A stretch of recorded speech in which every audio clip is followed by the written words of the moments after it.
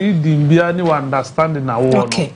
And papa. What you must say. Okay. You may have. You can. Honorable the Adibiacham will read the judgment. I was for Mayor Honorable Peter Yaukwache Aqua, former member of Parliament and Memphis Central Constituency. What the judgment? What the Adibiacham? Honorable will read the judgment. Honorable Patron Wachiano pay. We have a cordial. You don't think comedian. First time I knew we show you much. Yeah, first time. I'm privileged as a Machia, a young officer. A baby now. I didn't say I chicken and cacra. Oh, yeah, the TV factories, I mean, my constituents, Central for. Okay. And then I was a food, and they were tea for all my 80 and pay. I ain't young, I say, a good day, good and bright day. Yes, you can come and Central for my channel and probably be friends of Messamo. Nine Chibia, maybe with you, my baby, if you want to say, won't stay. Okay. I will call for how many terms? We call 2 terms. Oh, okay. Oh, okay. Call 2 terms. Wapa, oh, how much pass a loss be brave. I don't know. Some will pass a pass. I can't say MP, legislature. I say, oh, Shemra. Okay. I should be going to wow, we will grab a fee. Near my embrace a personal, baby, yes, tell you, do my yard. Do free parliament, be fee, and there much to say. To be honest, free war, sometimes a year you feel good. To some of us, you feel good, however, the other side say, free war, you become free. Woman whom is here and be who say, what's the son for the best? Yeah, only my son for the best because pressure in Nameso. Because I was even free to go to the US to see my son graduate. Into Abras or Parliament, sometimes we are restricted. Okay. Now every day, pressure man for the tours way, we were me BB Yare, me bar school near dinner. Sometimes, no, even though it's your responsibility, but sometimes put pressure on you. Okay. And I only host and I say, no, obi ebisebiska me wa and I'm a dema. There's not much pressure on me. A year konokra no abrasi. Oh, a year abrasi. Say, oh, yeah, no, uncle year. A hadwin so uncle year na. Hadwin. Na, oh, yeah, MP, the uncle cried, you see council echo. Yes, but now, no, dear. Maybe those very close to me. Okay. And I call 1 year near there. That notwithstanding, no, I found it very refreshing. It will be a year, yes, and son may be a pino. Okay. The reason was not say, be a Yakopeska and Ikobeisa. I had traveled a lot. Okay. I was a marine engineer. Oh, okay. I must live around the world. And I wrote down many things I saw. All countries, almost all countries, my visited. And Tina me find certain countries fascinating. It's a Juma Oma Yana MFA. And to me, yes, I'm so bad, which me implement. And after I left sea, which was very good. Until Niamana o Casa o Leste, Unya, a Quenya, would they represent or Manfono, and Niamana o Leste, which me implementing. Wouldn't me? The saying different from the doing. Okay. Yes. Seven Makobe be me who said your educational system here. Okay. Me who said the road network here.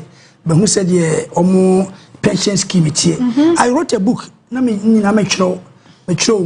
now bar you are not in authority. System no different. System different. Yes. System no different. We buy first na me this na adwuma me pese obia by 7:30 na obia wa adwuma. Near discuss it and sana 8 o'clock you start here adwuma no. It will not work. Emfa. Yeah, Ghana time. Ghana time. You be about 9 o'clock. We be sana so manyaka we also need yes. What will you do? We are hard and so say na Ukraine go into trouble. Yes, we are too hard. I will go into trouble. Yes. Okay. There is na you never be a person. You are not in authority. They say, oh yeah, MPR. What can you do? Yeah. Yes. Get the owner or your decision maker.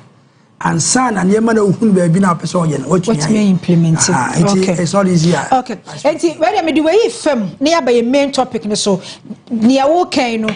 marine engineer deɛ what to kwan akɔwi asafa na nyina languages ne ne mahodo na America Kramun Education Minister Onua Maakye Dusu beka yesese no manu school komu no ye be introduce new language bi wom Chinese language ma nkofo raise issues pi efa ho na eno a wakasa e de afa ho se languages foforo na opese basic level no ye de by optional enye compulsory ebe o say Chinese, French, Spanish, maybe other languages because Arabic no mo kan nti Mr. Mo video na you ready am fan to so mame na ye ni hu nkomo na afi no ya ba go and read the judgment go and read the judgment na ya ba no so yemfa eno and start your discussion nti video na you ready am nyima ye na ye nto asomfio by government to make Arabic and Chinese compulsory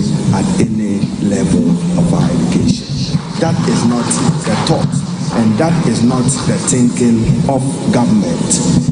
English remains our main medium of instruction, but from kindergarten to primary 3, we are encouraging and forcefully supporting the use of local Ghanaian language so that our children will not be lost out of their own values and culture.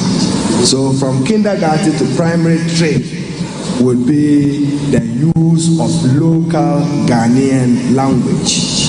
From primary 4 to primary 6 upwards, we intend to make English language still basic medium of instruction, but we will introduce 3 foreign languages, optional for any learner to choose a language foreign of the choice of the learner. Whatever it is, this revised curriculum is now before the Ghana Education Service. I will accept their recommendations and I will implement their recommendations. But to expose them to those foreign languages, be it French, Spanish, Chinese, Arabic, Italian, or German, will remain optional, but will be for purposes of upper primary in order that we are producing learners for the world. You are preparing for Ewiase. Makati. Minister. Mami nchaona honorable. Honorable introduction no amamiri aho. Honorable introduction no ye no. Wo hwe an expertise awo. Ewo marine engineering. Nanka na abanya bay. So ma consider na say onkoboa ho no. But Ghana, we don't place emphasis on competence. They deal with loyalty. And, you know, the experience wanya a share group. As a marine sector was probably man for more and no more in Temea. But I pray say Omehu and no more consider no mama mimi nimunda ntenyaze minazo beka say yahwehwe ho na make call a space na unim class on na nni bihia oba ya na ka che ya ye moa ye ho aso mine the challenge no you be for dentist akoya na energy minister so ne afa accountant ne ya health minister exactly ne afa we ne ediwewura ha no sector di nipa no be ko no onim ho hwe on the issue of honorable education minister any exama work can you see it is becoming one too many and this are buying we shall see minister we could jina ha no what declare policy we could jina ha no what kanya a done boso and my presidency issue statement directing them not to engage in shouting policies anyhow without cabinet approval. Good. And to fast forward, so the situation where minister you communicate you understand afterthought. Where we will say afterthought. You see, say who declare BB na obesia ba woti abekirikiri mu a and it is the first one now why you're not no one you know. Okay. Because you know one can announce the policy no. I would in church in why then. I can't. Men my attack you.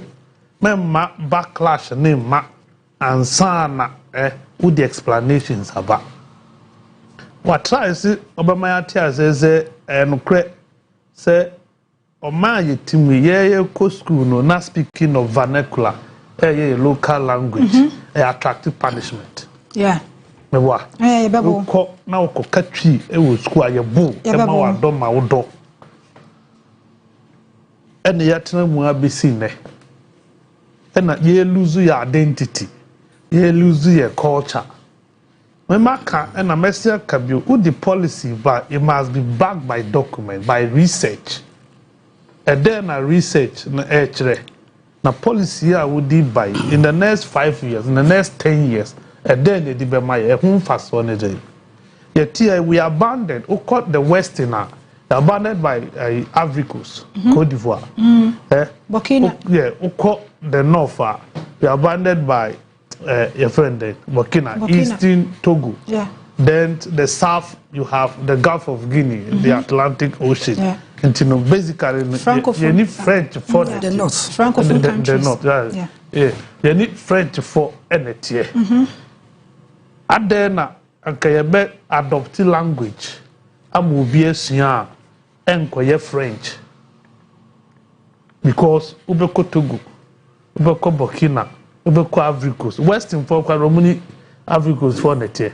So now we call her cross north, cross Togo ni Ivory Coast, like we vote and say Burkina and I say for this is what is happening around us. We must be deliberate. Say ye pe policy aye ediabwa wo manya. The first announcement that came, there was nothing like Spanish. There was nothing like Francophone. It was strictly Chinese language. In Arabic. In Arabic. What is it? Ghana for do saying, young can say for bilingual purposes. How many Ghanaians and the China kusia there? Ba omo wa ha, uduk masia, ya China town. You bedru ho.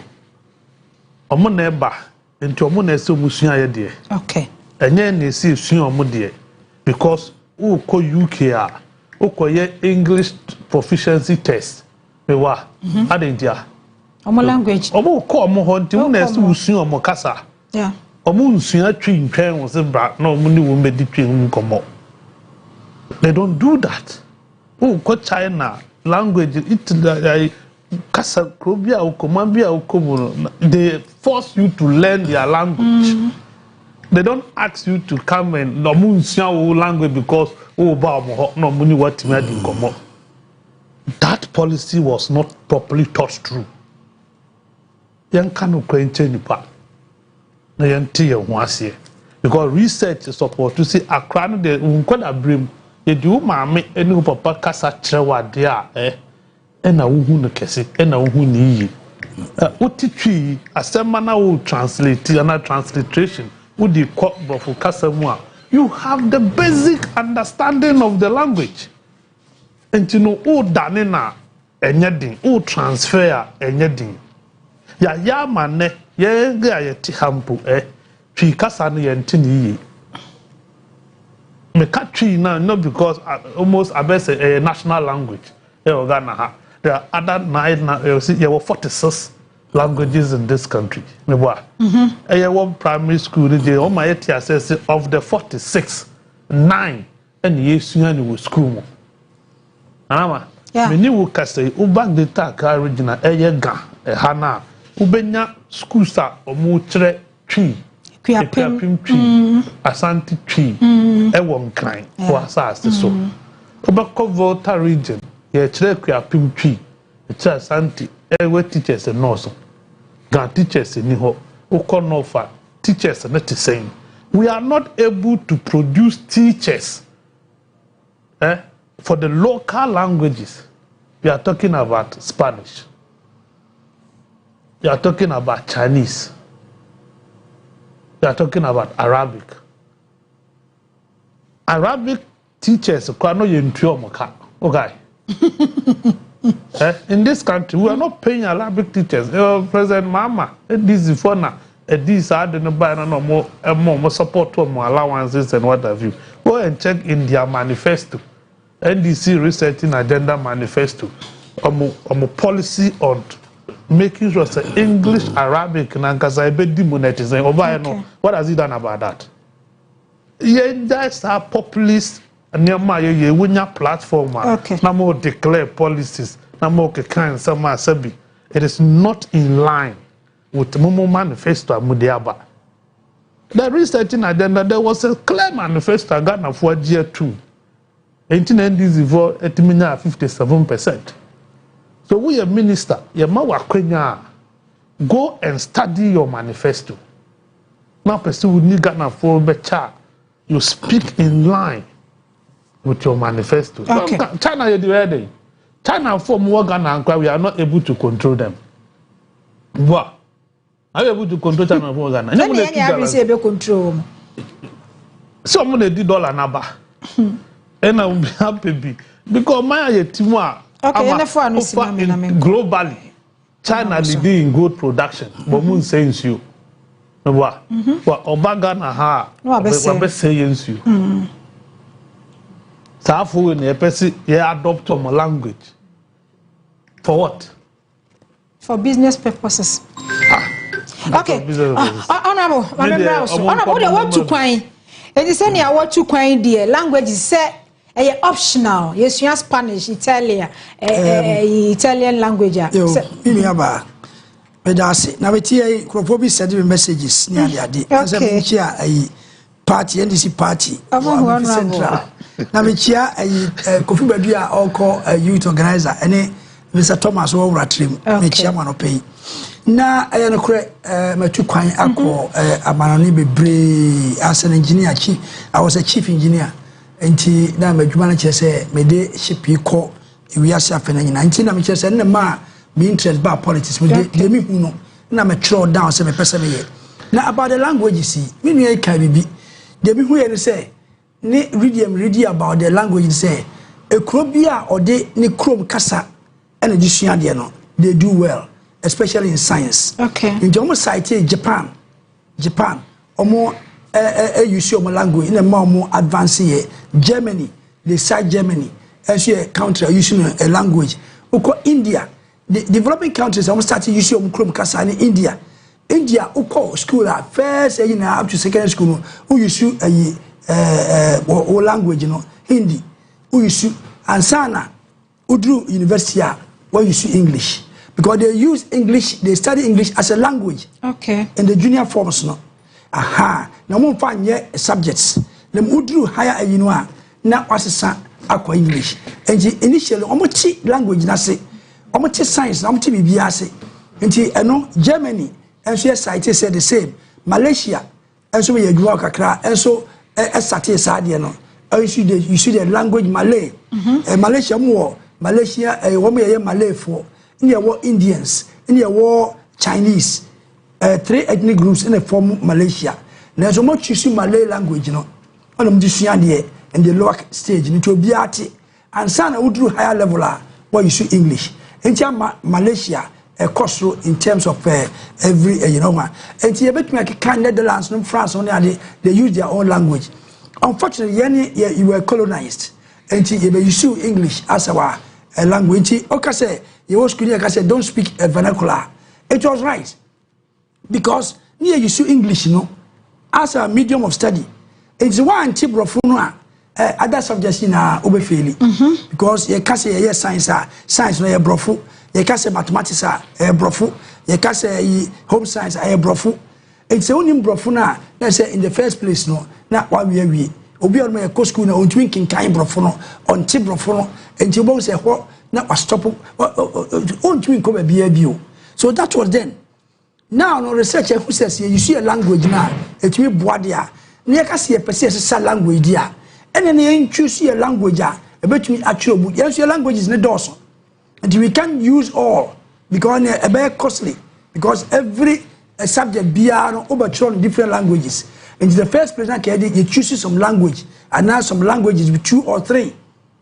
Near to me, Eddie and Yemenina, near Eddie show your books, near to me, who teachers, no to the chairs here. But yet, me subjects, not science, every language, every subject, no, yet me, I, Niatias, and Babuay, and Yakola be any useless. Because the language, okay, or Batias, unlike English, English language, or a very poor, or a bad, let's say, already a school on Kobe. And think I answer by to say, Malaysia for near the you be used to English, you be as a language. Now, local language, you now, your first English is universal. Almost every place. Well, Capia about say English, no biaka, Infantino, or say a challenge or most speech English. And English, because they dominated the whole world, no, a universal language, and the okay. Now, so other languages excuse me to say Spanish, Arabic, near a year. Arabic, no, I know, yeah, I don't know, Zongo's communities. Yes, if there's in grammar schools, it's almost Arabic, no. Yes, every school near in Arabic teacher, nefe, never can quality be in Kosia Arabic, no, don't quality be maybe Spanish, behaving. Because loaded too much. Language say the unina say you to share the language in a year. Unina which may share easily. Okay. They say because we share Spanish and everything. Okay. Ghanaian say we university and high school, school or Germany. You use 1 year to study the language. And they are able to go through and pass. Yeah. Because when you fundamentals be or between the China, you say I'm for school or China. We don't study China here. Now they are your studies. This is the way we have to go. And also high school. You do high school. I said you French near the no. What pen udru no choose language no. So person yeah Arabic. Now call Arabic a year. Now I could choose Arabic no a high school and university. Person Spanish no I could we are juma. So Arabic ni Spanish no we are now they juma. Now you science no yeah. In China, I don't think so. Say a minister say or the Ama Ghana Education Service. I believe that they will listen to the cries of the people. My social media will be which you say near popular with the people, and they are beg to. Haruna is my very good friend, and a very smart, intelligent person, and I think he's listening. Social media, it is not popular already. Young Kwala, they are loaded. Making a science like the Omba Chassis, who share a picture via China and Kwala no more assemble computers, phones near the idea. Where do you between the Ashomase and Kwala Majuni until you won't show and say a rather say between languages. I mean, don't know what you say. Now, send me who videos be on social media so on. When we say, there are some remote areas here, classrooms bear 5 as a 6. Teacher ni baako. Teacher ni baako pe. Oba na ne ba hye de chi teacher ni baako pe. O se ma wa ha no for 3 years, 4 years. Me kwa na me wa ha. Me kira ha no 15 minutes ya. Na me kwa ha 15 minutes. Na me kwa ha 15 minutes. Na me kwa ha 15 minutes. Teacher ni baako pe no. Se ukoye school sukura ya wodi o kire science, wodi o kire maths, ya wodi o kire yodi. Teacher ni baako no kire all these subjects. Eno no mo mu no nye minister won dadwene.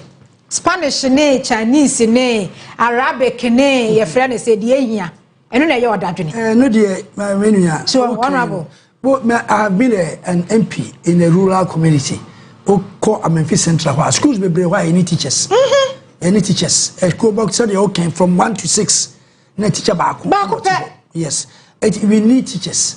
Or more normal mainstream teachers. Then we say employ Arabic teachers. Near schools on the Omoko. Now, I'm very fast. So, the Omoko side village, no matter Arabic, no. Now, at the expense of science, English, maths, no. Because even there we don't have teachers.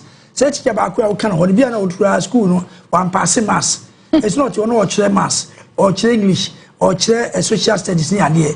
And I think there's a lot of problems.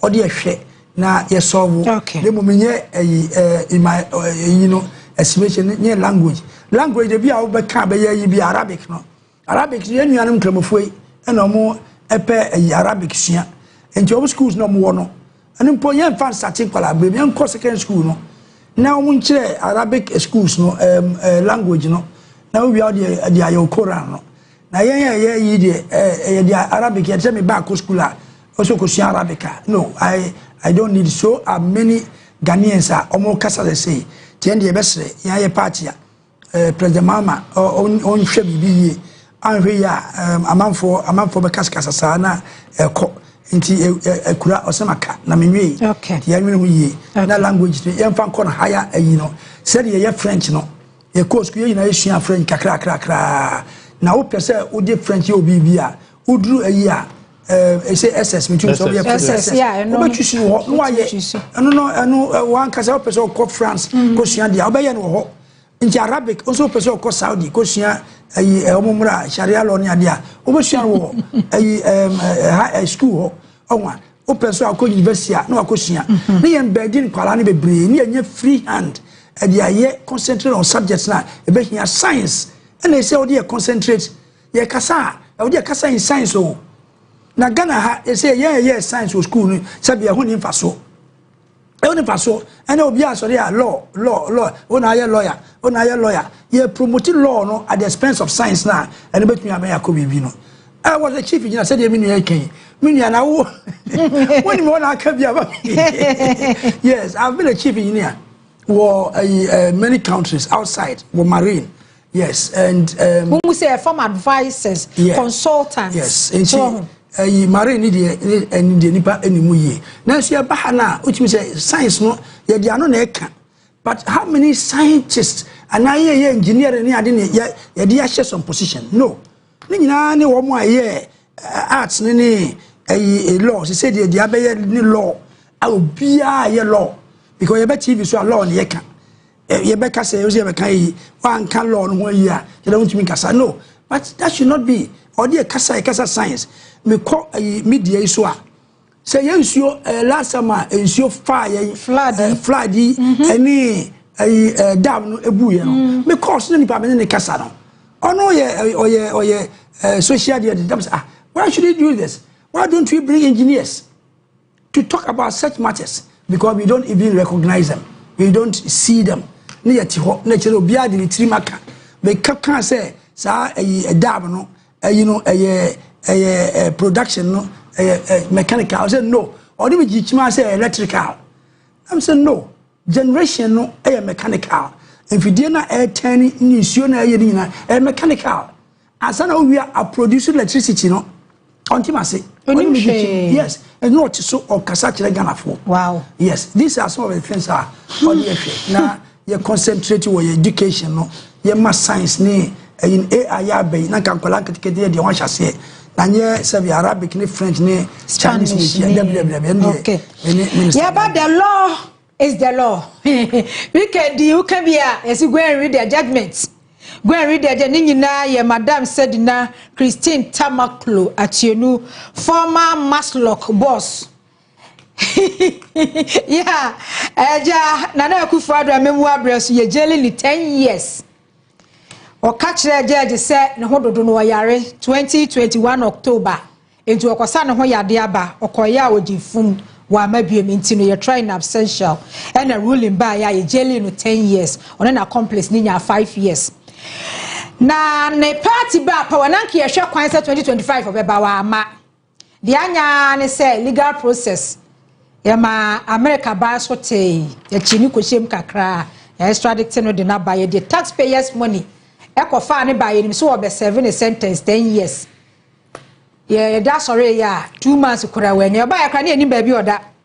Ye ba so akoye appeal. Ama acquitted and discharged. Charges ni nyina 78 I say ni nyina ya boni nyina gu. Enti ebi eye Obatampa loan 500,000. The transfer from Maslock account e de koma Obatampa microfinance. Interest on almost so much. I said, the name say, Mon cash is cash. The goofera swimming. Yes, so she are more about you and a jay. Any baby is kind of fire. Yes, say, Godfrey, your boy Damian Timian produce enough evidence. There was a jailing. sika President Mahama Kantamanto ema eja to ho no ma yetwa ya ye de ema wo mu no sika no ekwawie akire no na madam said na Ntamaklo sika no yesi ebi apai afa best 571.5 million Ghana cedis no 570,000 ya divert yesi attorney general Godfrey Yebo Adame ye shoddy work went me improve beyond reasonable doubt say odi hu for adansefo amem enti yabo ka egu scanner ahye afa basis bi ni cars bi so oto ye inflative figures NPP ba 2016 na basis na ba omuko ye renegotiation enu omutu ye no mo charge no causing financial loss to the state yenya enough evidence enti yase said na Ntamaklo makati ana said na asem na mahiti pa no wa hiti dana appeal ni buy no e buy no mahiti ebe pinsa okay anopa na lawyer Pierre Dankwa fair minded when it comes to something and all catch me say what kind judgment no but in some war judgment no in some war I near previous judgment e buy no attorney general mo ye no Godfrey Yebo Adame okay no na I say e ya kwadro djuma okay e lazy work okay and you know menyamra ni mu ni a 94-page judgment no men kan ye no na men ha me ho nkan no on ha ho so nkan men ha me ho and the judgment there so one can be o Rebecca B. You see there is the law aspect okay there is the perception aspect of it and your common sense aspect of it.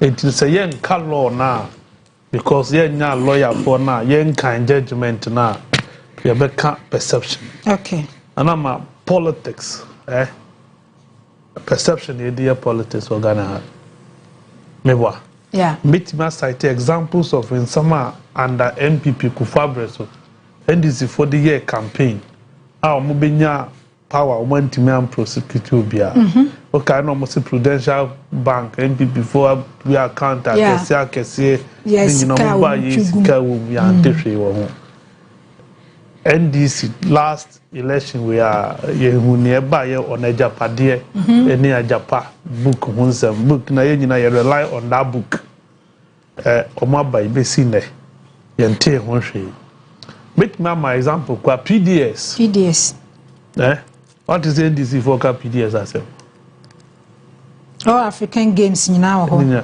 but the campaign COVID-19 Emma the dividends bre NDC for omo benefit ene said the nan dey abai law no ye law yen hwe is almost shifty argument no from what transpired before before court of appeal.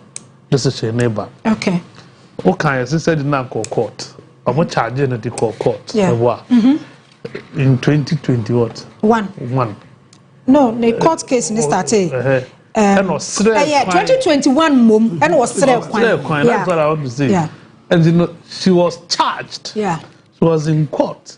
But they keep better part of the court proceedings. And son walk across the court to say, Mayare, Mammy Quine, na me nkosa me ho ya demra. Said na call ye no, wama bi. Ye feeling now, and ye can court of appeal court. Said was a fugitive of justice. She absconded. She lied to the court, left this country, and decided not to return. But the court in the man. Yeah, court man so uncle son who ya re nomra. Okay. Court and cast court member bill. The whole catch court so kwa ko san who ya re. Na court e disabu no ni de ni ya ma. Say obedu hu ni. Wa ni hu ni. E no call ye wa ma. Anama omo sha se e di case ni wie ye extradition nyina no. Sedina never fought her extradition. Except she was under MPP. extradition. Yeah. Sa no mo can say start NPP. Because me tie loyalty. Then the deputy attorney general. Gomu de nebeba. Started. Did she fight extradition? Never. Was see before the extradition panel say we filing appeal now, and that there is an appeal ongoing in Ghana now. Yeah, until today they are telling us to say May 2024 and no filing appeal. Must say May 9. Ubia until that. Ubia who appeal. But why you document be appeal? Say net the mudiaba. It's the make say manufactured document. Okay. The backdate and near my of mine with. Okay. The stamp the system. Because it cannot be the case. Said now file appeal 2024. Now Ghana ni beyond that. I just said now some about. And I'm more brandish sa document all around. Yet the speed as our case we Eddie our court. Appeal court. Yeah. Or court prison that mean. Then within 1 month, na ya dia se mawi ama ya clear.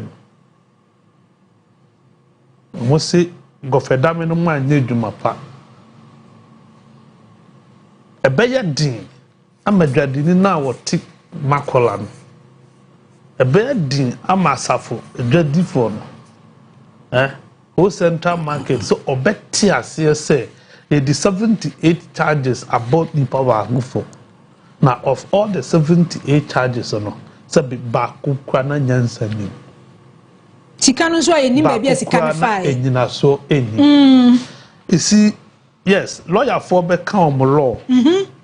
But the can narrative no. Well, perception na. Yeah, perception na. We are looking as the perception is operationally potent than reality. Perception is operationally potent than reality. And you know, the narrative, you know, how you tell the story. And it say obi chere sa niema wi na yekofa the fact to say nama aban we buy ya tinoli prosecutor we are not interested. Maybe 4 cases and also your cases a high profile case involving NDC4 court involving NDC4 wabo nolly prosecutor na ba kukra de ukoye pre-bargaining. I'm talking about the Unibank instances. They name the say asset system am pay name the omanya and it say uye we nyina na ebedu said na deal with so na one do 1 year for court, one do 2 years for court, one do 3 years for appeals court, one do 1 month, even less than 1 month for appeals court. A baby will say what was the exigency for the speed no day. Nobody is talking about that. So it fits into the narrative framing no and American. Obi bia o framing sadi we tell a story ni here. You appeal to the emotions of the people. But if you forget about, go and read the judgment. Go and read. In previous years, judgment they were not daring us to read. But we concluded, perception-wise, optics. So say there was something known as unanimous FC. Now you can't judgment. I know more than no judgment in count. Ruling never na. The same ruling now, but perception. In this country, we have lawyers, senior lawyers. Judges pan to their the people who give them the job.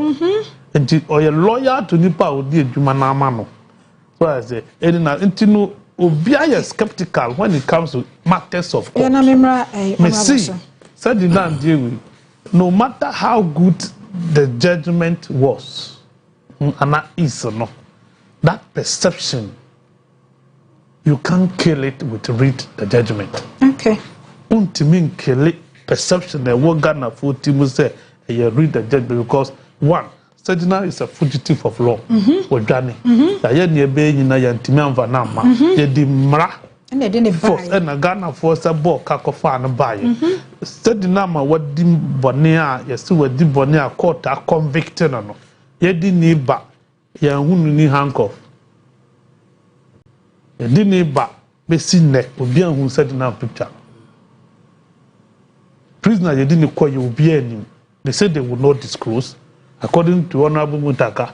A high profile case. A high profile case. That is an insult. Nah, Chairman, won't you be a low profile case? It's an insult to the people of this country. A CEO cannot be important than a minister. Victor Salome and others were jailed in this country. Between Sedina, the legendary Chachu Chikata. Why no more cases na your profile? NCF woni na kodem wa ni baby a. Yeah. Bafu boni no. Said na nko ade baby a okoda ye nim. Oba ye obedru Ghana 1-2 weeks no nko prison. Yes. I just want to find about so mubejano. That is I mean because see that's what I'm talking about, narrative framing. So you can do your go and read the judgment, but the narrative framing would not support you. Okay. Because who catalog events leading to her acquittal, it gives much to be desired. Okay. But beside questions is how special is it now until no case in the Koya 1 month? Okay. There are cases among for cases at that court, appeals court, cases what are based in there, on our normal parliament, and Harun and a black animal, a court Supreme Court, on e-levy, and a basin decision about. A basin decision, my dome level, dig, Nasam court, among a group of people sue on his behalf. Yet, the Nasam Yama never betray mu as a friend, Auditor General, and Sana. Is it because so we're a high profile case, involving said in what is high? Yeah, NDC for now co-opposition, almost can't be said in Tamakula. What is high? Says the guy and tried the mamma, so farmer, you can't amount to form my NDC for rats and Ghana. They will continue to defend it. I mean, or see, I am being emotional. I'm being emotional. You see, this is politics. On the day Ukushia Jedinina, judgment and enko kind channel, over church in politics, and then you know the effect of perception. Honorable, remember also. Yo,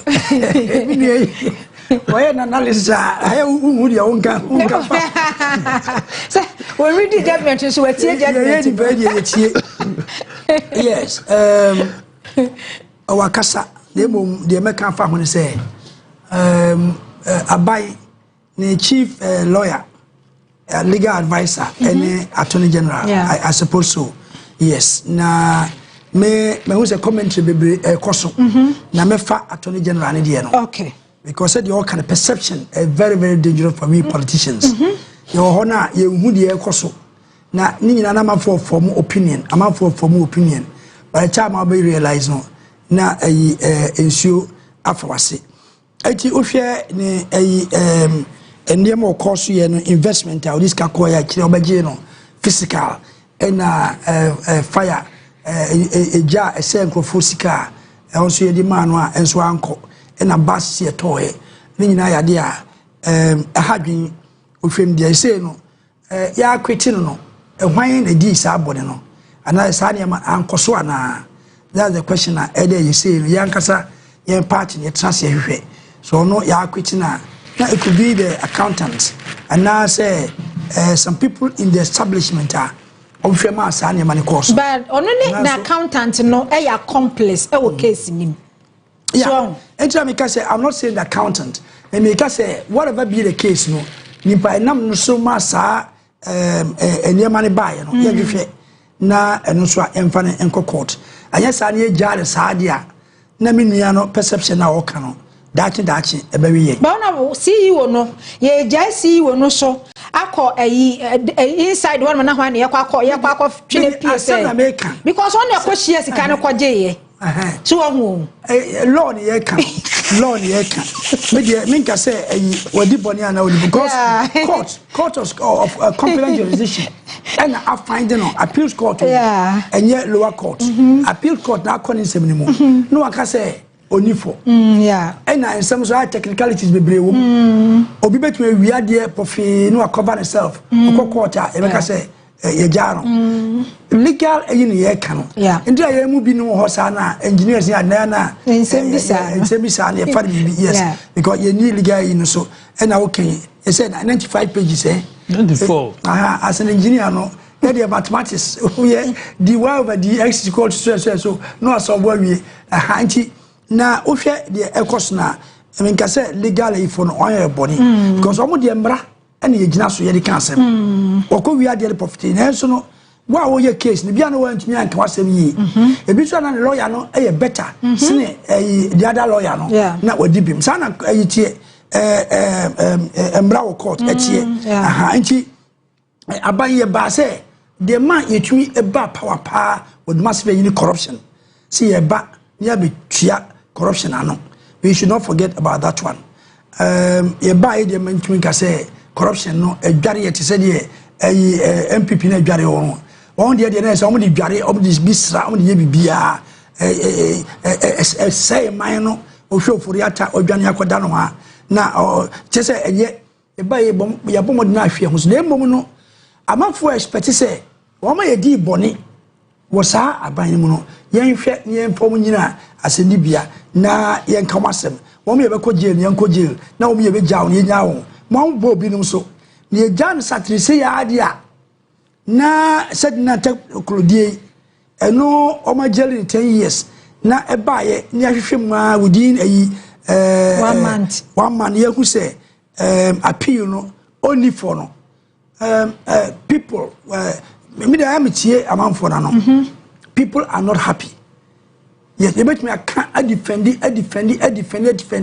and I'm saying say legally no it could happen say she's not guilty legally na no nkyesa na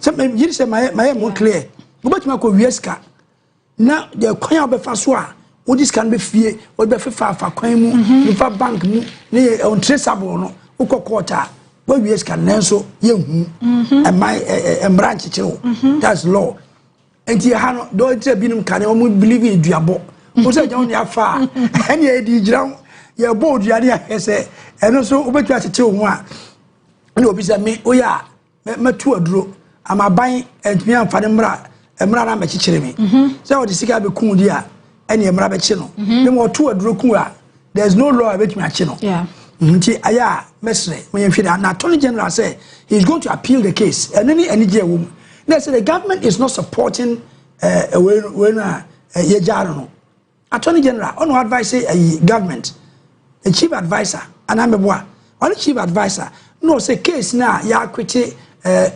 said na no war appeals court no or you know the supreme court and then the ultimate not a stay of execution say almost ye jad also apply na ya hwe say ya ja no you suspend it. That's the meaning of say but so all circumstances surround said na tamakulu said na makati kan kwan a ye fa so ya de ne baaye ye de ne bedru ye kwan ye hunu ba bia de said na tamakulu faaye then within this short time bare 4 weeks ye kwada ya so de te ya ne say ya akwete na discharge no obi no ordinary Ghanaian obi a optics no obi a chess na chess e deliberate say mo fa taxpayers money obi ono ye fugitive na mo de naba na maba be ja no nti attorney general appeal no kwa akoye no Ghana for say mfa so obi enu so because ya de a say ya hyehyade no e de ato wono mo e na all play with Ghanaians your mind bisa the government na attorney general the benefit of the doubt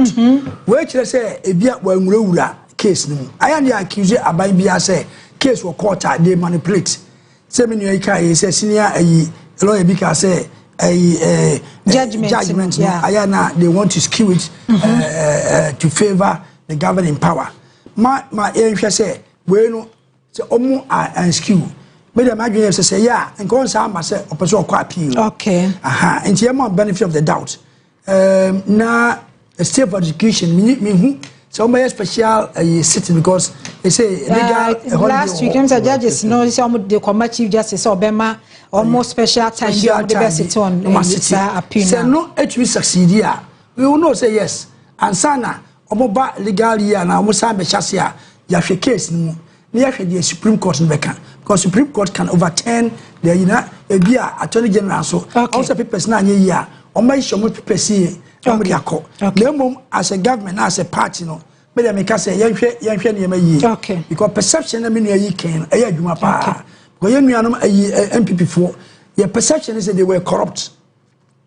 Corrupt and other perception, crying say, oh, by a high profile case involving NDC for no, nolly prosecute, discontinue. And I said in that time, and this is the time on so, what prosecute opponent for. What's our own life for corruption? It is a banner say be a cases be so for 5 years, 6 years. We buy our intimate to us. Wait. But acquire jailing work of an abasabe. The omo cancer was a bit giant one. Like I said, deliberate attempt to say Ghana no. MPP back power chairman won't me. I didn't know prison. Said the NDC in Swaba power. You did see car facet in our banswa or no swear. Say no more can say won't me cry or anya bonnie. I did a competent jurisdiction of court, no, I jailing no. Obviously, on your body, NDC in jailing no. It's Sunday, in time the American say, in my humble plea, no, you make it sure, say, perception, no, at the argument. Okay. And yes, sir, I know send parties into maybe I say, okay. Yes, the amount for can yenti. Now, Attorney General, in the near break, pass or person, oh, yeah, young said, obey. Okay. Now, more case, Muna, Omo ya, young in the public. More beer who say no, this case no, I call public. Some say young lawyers. There's a summer call, not say a year, it means okay. See a manipulating so.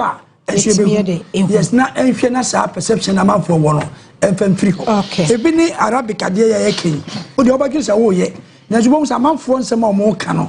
One when ya, not a quagging sue. Case was young year. Okay. Because amount for a year. They say by amount for your confidence in the party. Petra Costro, people are not complaining because of the a year or more one are buying them. Yes, the back here, Sunny American and a euro do, no, baby, amount for tears. Okay, we must be very careful. Okay, Maakye to find hours now, so maybe I think, say, fan hours and say, made him send it here. I may not. Attorney General, Minister for no issue. Okay. I say, no offense or court also for a list of execution. At the end of the day, how long would that take? What I say, how long would that take? It can take forever. So, yeah. In a balance, I'm for so fair. I'll be a share. Maybe said will be a share. Now, me case or mon permit said or mon case read the judgment. Or mon permit megaphones. No mon conya lorry stations in the market centers, no communities. No mon judgment in him because the Ghana new woman say ya jelly mama no. Ne charges me more than about Bejano. And ya feel Ghana equal read judgment. Do you just so the all car, the all call, but ya feel no read judgment. It's more read judgment. And this is for no mukuta judgment number the namono. I just am call lorry stations, market centers, no communities. Namu coach themselves go for your boy Damian and Adumeye. Sikano so the Ayra. I was your for Mecheska. About a Pesican Ayra. I for no Cantamatusikana. Nina, ne dear Kaka winning Ayra. Yeah. Star 439 hash.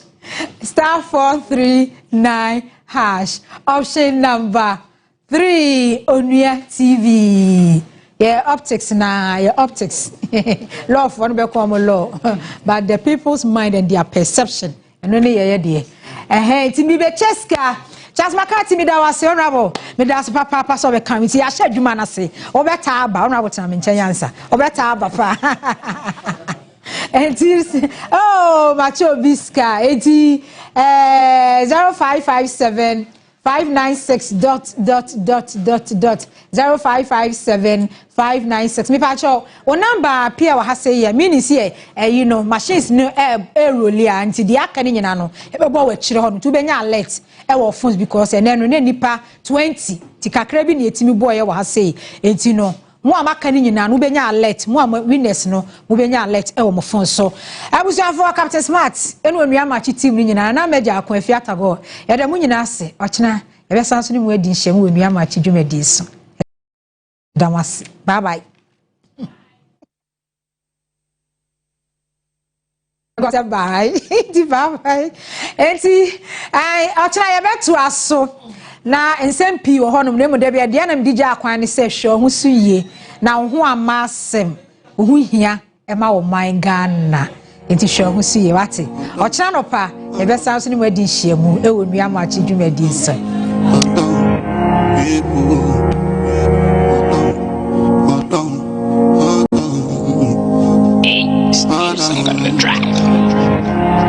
Sometimes I sit and listen, baby, tell me what did I go wrong?